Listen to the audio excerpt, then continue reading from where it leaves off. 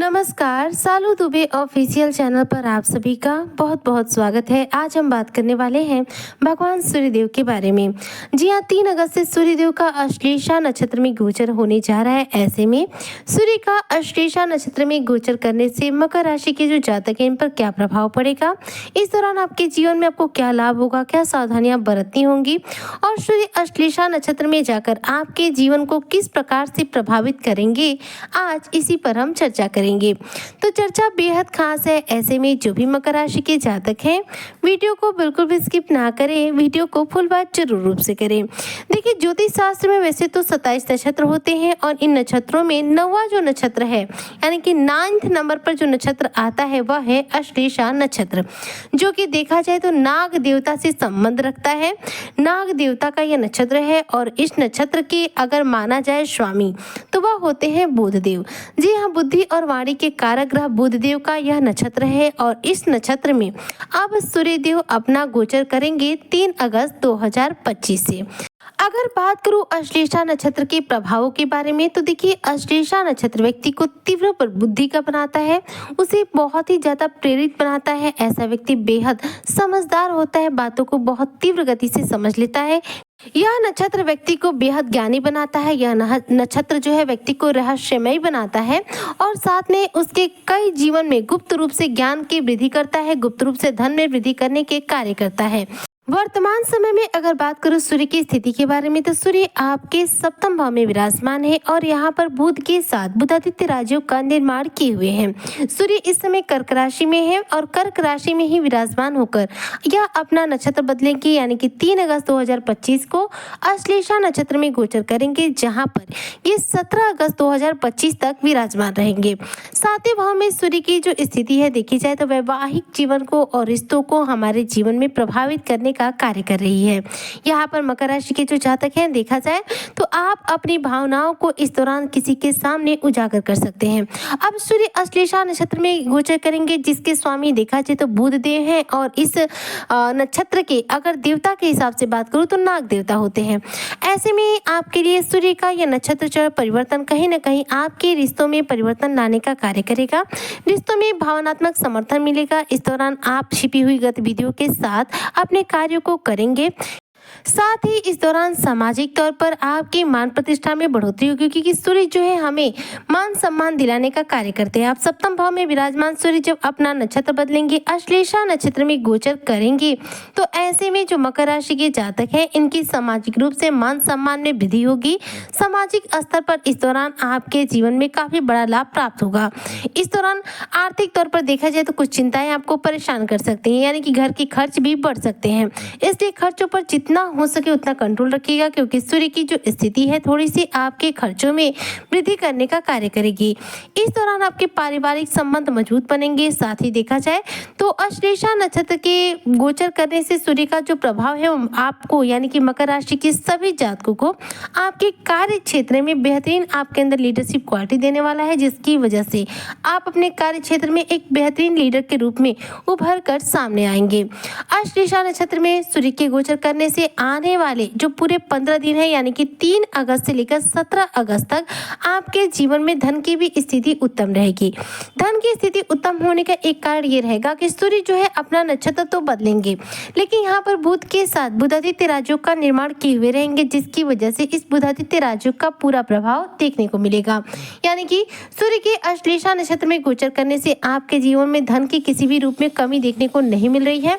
हालांकि अश्लेषा नक्षत्र में गोचर करने से इस दौरान आपके जीवन में कुछ रहस्यमय घटनाएं घटित हो सकती है, जैसे गुप्त रूप से आप किसी कार्य की शुरुआत कर सकते हैं, गुप्त रूप से आप धन की प्राप्ति कर सकते हैं या गुप्त विद्या भी इस दौरान आप ग्रहण कर सकते हैं। कर्क राशि अश्लेषा नक्षत्र यानी कि आपका सप्तम भाव और अश्लेषा नक्षत्र में सूर्य की जो स्थिति है, यहाँ से सूर्य की दृष्टि की यदि मैं बात करूं, यह जाएगी मकर राशि के 3रे भाव पर यानी कि तृतीय भाव पर। सूर्य की दृष्टि सीधे पड़ेगी यहाँ पर शनिदेव पर, यानी कि आपका तृतीय भाव पर, मीन राशि पर।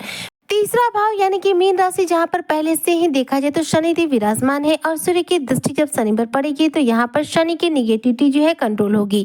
हालांकि यहाँ पर मकर राशि के जो जातक हैं इनके लिए शनि की कोई भी स्थिति निगेटिव देखने को नहीं मिल रही है, इसलिए सूर्य की दृष्टि का जो प्रभाव है वह भी आपके लिए उत्तम रहेगा।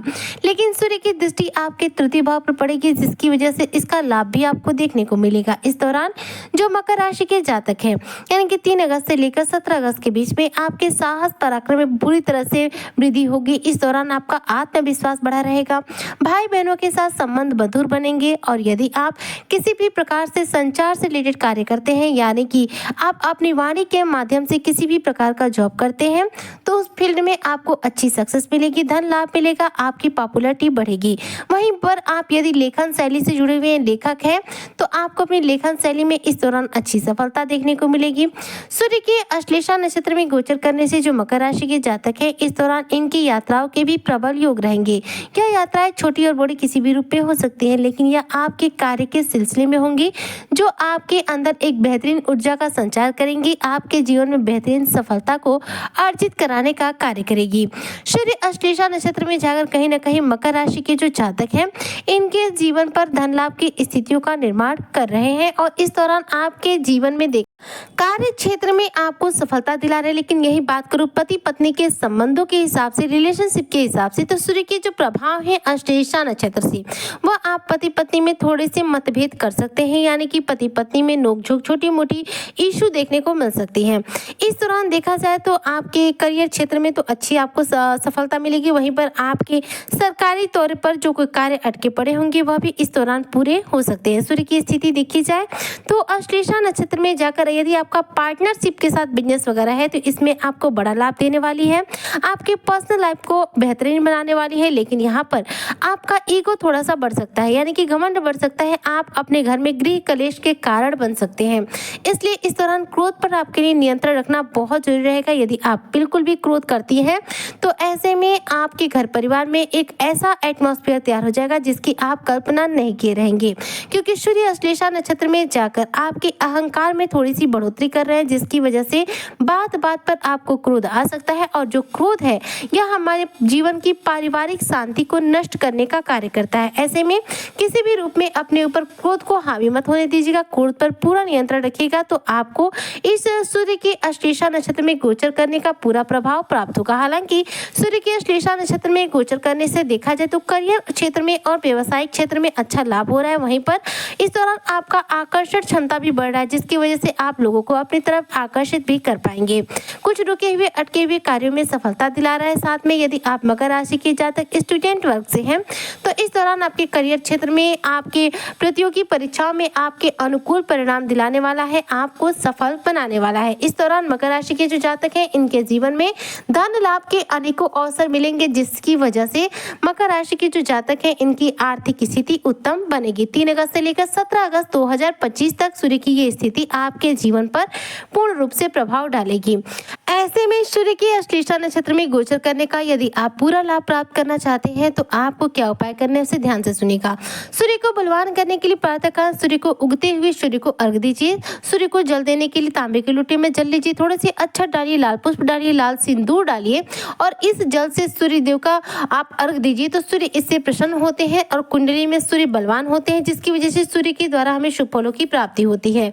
वहीं अश्लेषा नक्षत्र की बात करूं तो यह बुध देव का नक्षत्र है। ऐसे में बुध ग्रह को बलवान करने के लिए गणेश जी को हरि दुर्वा अर्पित कीजिए। इससे आपका क्या होगा कि बुध ग्रह बलवान होगा और इस दौरान आपको अश्लेषा नक्षत्र में सूर्य के गोचर करने का पूरा फल तीव्र गति से देखने को आपके जीवन में मिलेगा। उम्मीद करती हूँ कि जो भी मकर राशि के जातक है सूर्य के अश्लेषा नक्षत्र में गोचर करने का पूरा लाभ प्राप्त करेंगे। इसी कामना के साथ मैं आज के वीडियो को यहीं पर करती हूँ समाप्त। मिलती हूँ नेक्स्ट वीडियो में, तब तक के लिए जय हिंद, जय भारत, जय श्री हरि।